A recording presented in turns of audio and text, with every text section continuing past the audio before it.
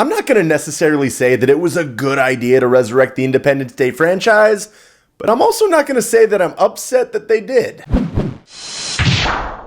When the first trailer and that War of 1996 website that they made for Independence Day Resurgence came out back in December, I made a video about 5 things that were mainly wrong with this whole thing, particularly one major one, if we flash back to that video real quick. You know that scene in the first movie at Area 51 when the alien they captured gets into the head of President Whitmore before everyone shoots it to death? Right after that, the president said, and I quote, "I saw his thoughts. I saw what they're planning to do. They're like locusts. They're moving from planet to planet. Their whole civilization."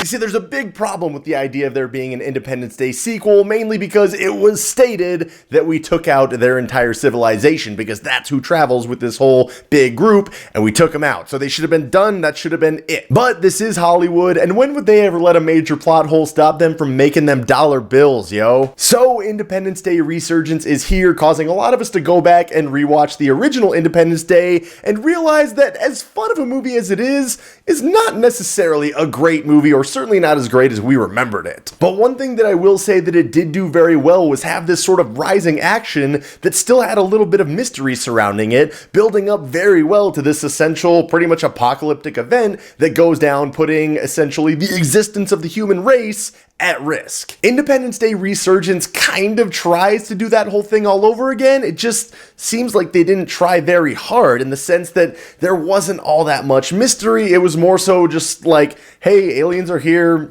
we're fucked. It also kind of has me looking back at a lot of the things the original film did and appreciating those a little bit more, particularly in the realm of character development. There's one scene really early on where they introduce these 2 characters that just feels so forced and out of place. And then afterwards, it's these 2 pilots, and they literally, one of them drops a line that is straight out of Top Gun. Anyway, again, there's not a lot of intense buildup to the initiation of all the destruction that comes about. It sort of just kind of happens. There's also a few ideas in the movie that just kind of felt out there, as if when they were making the movie, it's like a bunch of guys just got drunk and were throwing out ideas, but they tried to roll with them all. Now, that's not to say that they were all necessarily bad ideas, but within the context of what this movie is a sequel to, it felt very much out there, especially when you consider that the original had a very kind of realistic feel. It was a more real feeling science fiction type movie where these characters felt real, the settings were real, and in this one, the entire world's rebuilt and we have all this new technology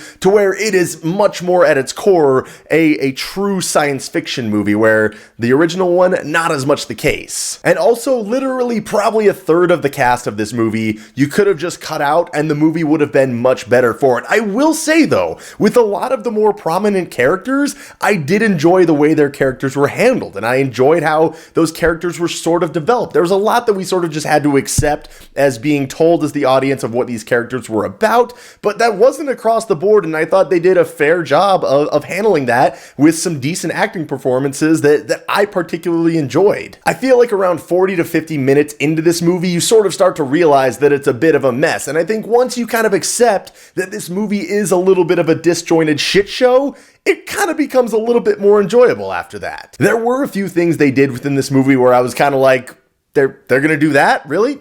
Okay, but at the same time, I was never really bored or that bothered with what was going on. On the flip side, I wasn't ever overly enthralled with everything going on, so it was a little bit of a kind of balance of not too bad, but not too great either. If there's one aspect that I would say is the absolute standout of the movie, it's Brent Spiner's character. I thought he was great in the original, and he's just as good in this one. I think that character is just a lot of fun from a kind of quirky science guy that's just really excited to find the answers, even though all this destruction of his planet is happening around him. As always, after the movie, I try to guess what I think the Rotten Tomatoes score is. I guess that it would have been a 43, and I feel like the 52 that it has isn't necessarily undeserving. There's a lot of flaws within this movie. It's really all over the place at times, but it's still a fun summer blockbuster sci-fi movie, especially if you're a fan of the original. Anyway, that's just my thoughts on what was very much an imperfect sequel to what was also a pretty imperfect original film. So if you have your own thoughts about this movie, I'd be curious to know them. Please feel free to leave them in the comments. If you enjoyed this review, please click that like button. You know I always appreciate that.